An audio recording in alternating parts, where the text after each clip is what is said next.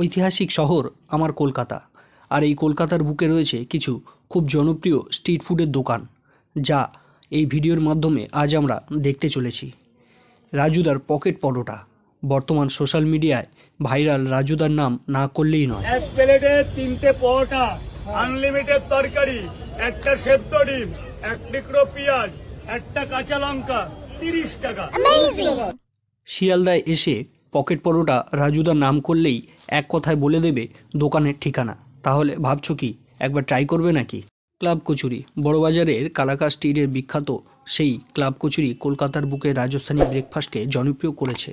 Social মিডিয়ায় viral street food খাবারের নাম ক্লাব কচুরি। বাংলার বিভিন্ন জায়গা থেকে ছুটে আসে ভোজনপ্রিয় বাঙালি।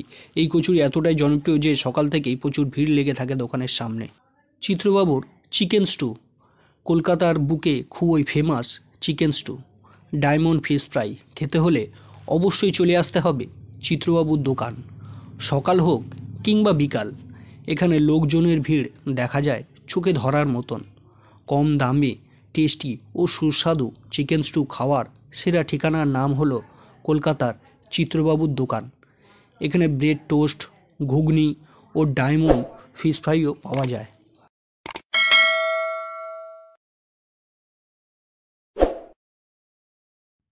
কলকাতা আসবে আর ফুচকা খাবে না, সেটা কি হয়?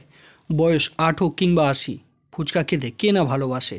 মচমচে ফুচকা সাথে তেঁতুল জলের স্বাদ সন্ধ্যার সময় আলাদা ভালো লাগা তৈরি করে দেয়।